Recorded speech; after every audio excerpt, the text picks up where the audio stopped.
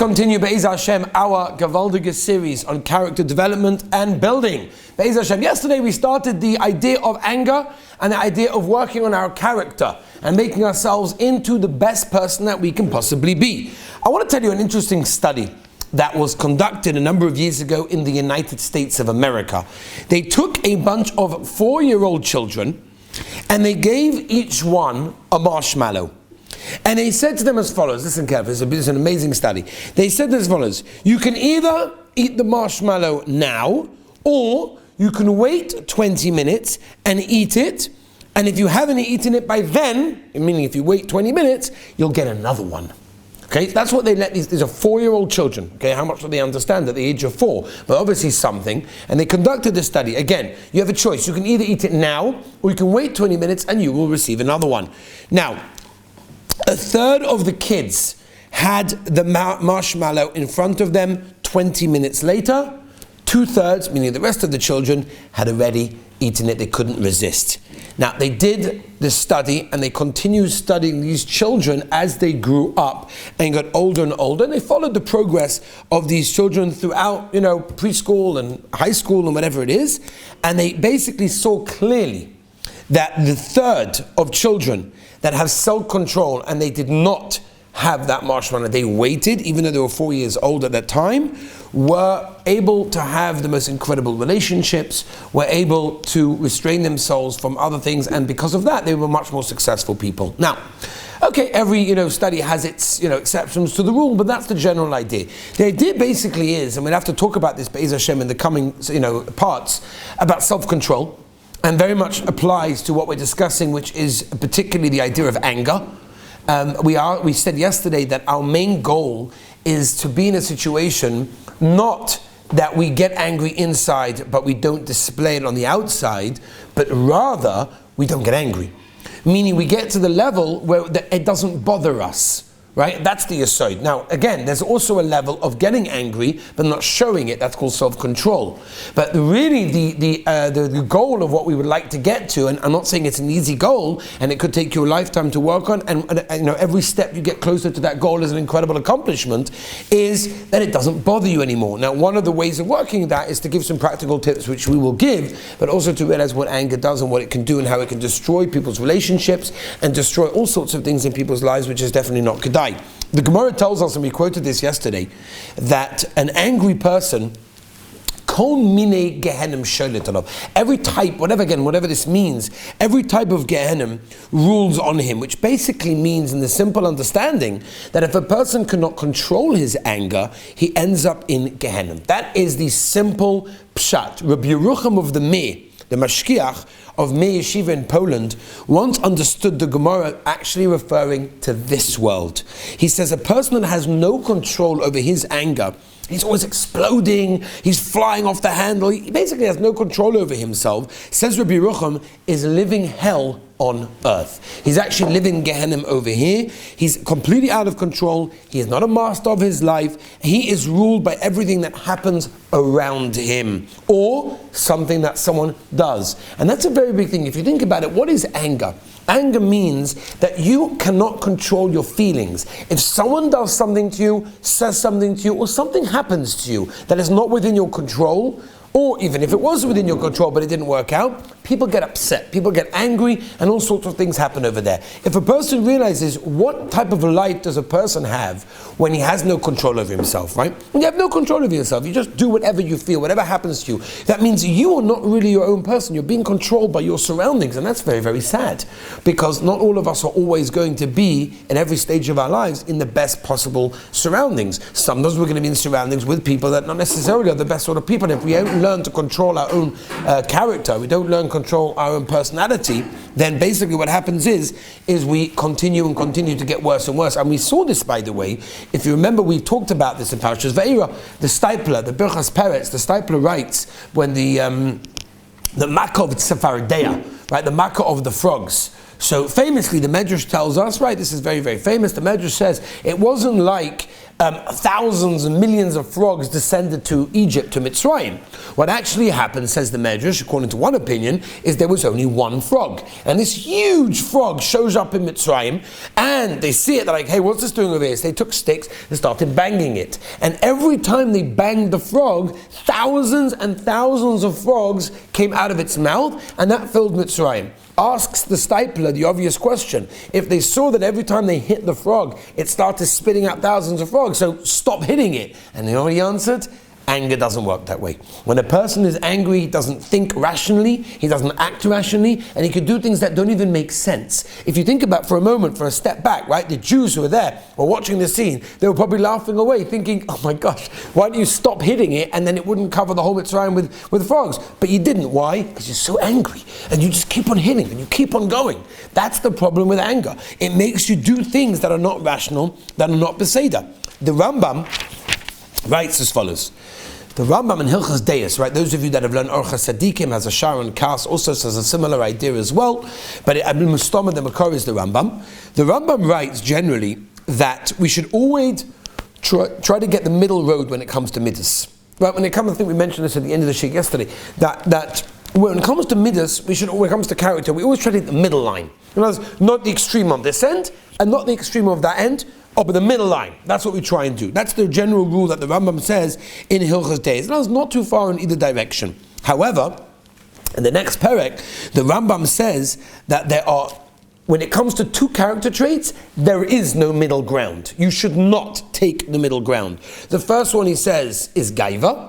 If a person is a Bal Gaiva, he's very haughty. There's no middle ground. You shouldn't be a little bit haughty. It doesn't work that way, right? You should be completely not, right? That's how it works. The Rambam says the next one that a person should not take to any extreme and not even the middle path is anger. He says it is so bad that a person should go to any length to try and get avoided. And by the way, it does show us a very important yesod, which maybe is worth talking about, and that is anger and Gaiva seem to go hand in hand. Because these are the two midas that the Rambam says that you do not go to the middle lane, just go all the way to the far end and don't have any connection to it whatsoever. That's again Gaiva and Kas, right? Haughtiness and anger, which means that there is a direct connection between haughtiness and anger, and you can figure that out on yourself, right? If a person is haughty, so a person is a very big Bal Gaiva. He holds of himself. He thinks himself to be very big, very special, very tall, whatever it may be. So automatically he's going to get angry much quicker because he holds himself to be on such a level. Not everyone's going to act accordingly and respond accordingly. And because of that, that is going to come to some major problems. And that's why a person has to be very, very, very careful in that case. Reb Nachman Breslov famously said that in his youth, when he was younger, so a person learns how to speak. When he's old, a person learns how to keep quiet. Reb Nachman Breslov said that how a pity it is that we don't learn how to be silent before we learn how to speak, because that would be an incredible accomplishment if we'd be able to do that. Chazal tell us in the Gemara in Pesachim, those of you that are learning Daf Yomi, Chazal tell us that there is certain ways that a person recognizes people. How do you find out someone's a good guy? Well, you want to see if he's a good guy to go into business with. You want to see if he's a good guy to go into a shidduch with. You want to be friendly with him. How do you test someone out? So the Gemara says, what's that?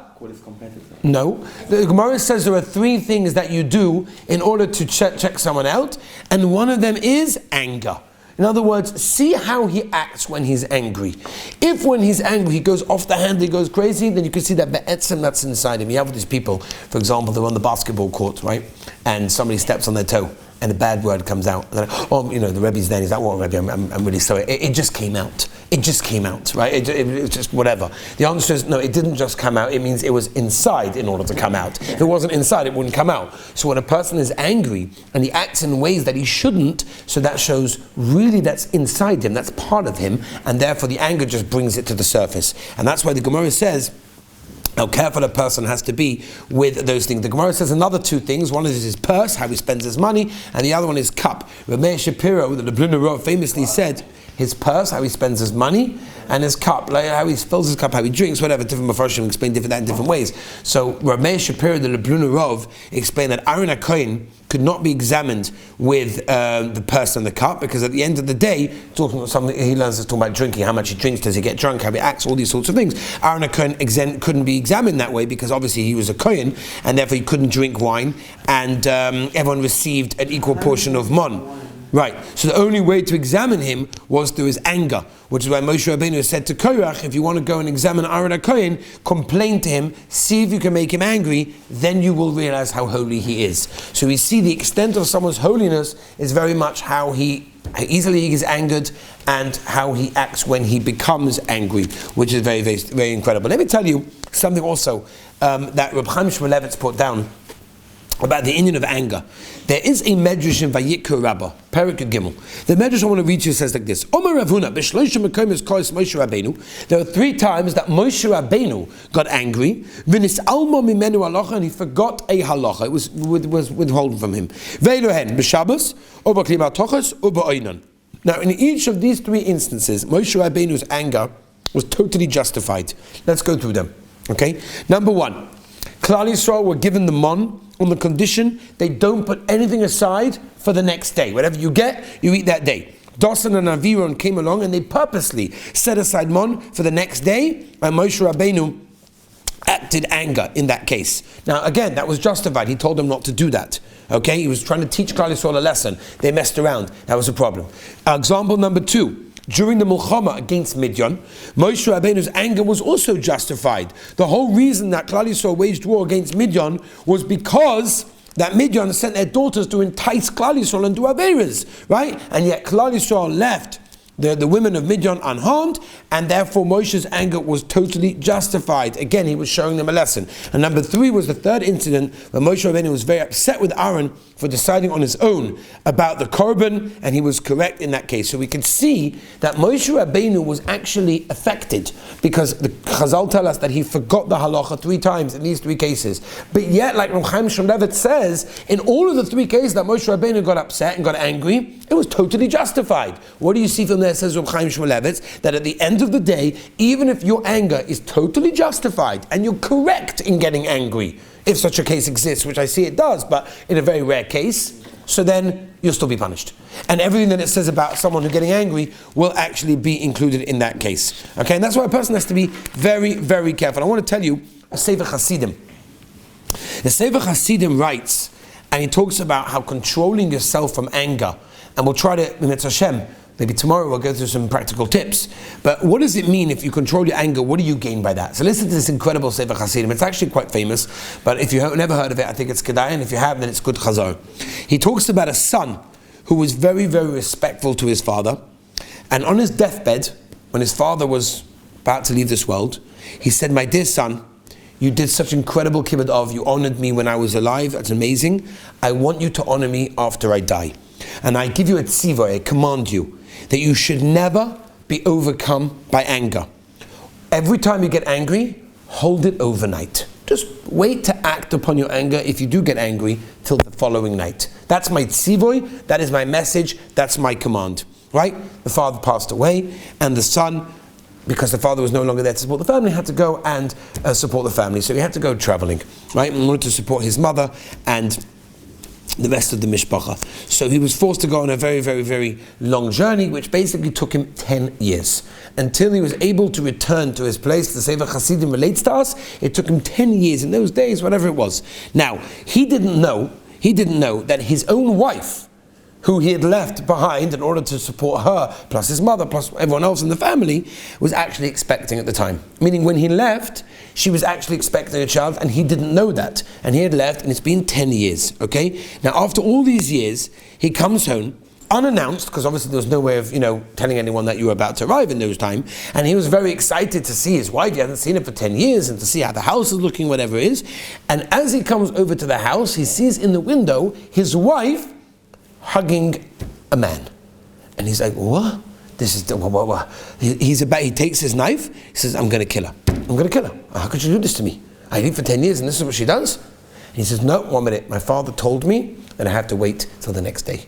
So he says, "You know what? I'm going to leave right now. I'm going to calm down, and then I'm going to go. I'm going to come back tomorrow, and I'll do what I have to do tomorrow." He comes back the next day, and as he walks in, he sees the situation, and he chaps. This was his son, who obviously grew up very, very tall, and he didn't realize who it was. So the Sefer Hasidim relates to us that in that case, it actually saved killing his own wife and his own son in that case.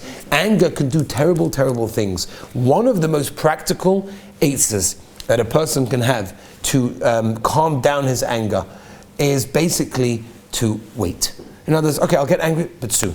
This way a person, because sometimes when a person is angry, he vents himself up, he gets so involved, he gets so his blood is boiling, there's steam coming out of his nostrils, his mum is ready to pound, he's ready to go anything. Calm down. You know what? Wait 10 minutes. You'll see in 10 minutes, things will change. Your voice will change, your temper will change, everything will change, and you'll see things are different. Now tomorrow, Be'ez Hashem, I want to work on a different Nakuda, and that's understanding really where anger comes from, and seeing also some wonderful ideas of how we can work on anger, which we'll do Be'ez Hashem tomorrow.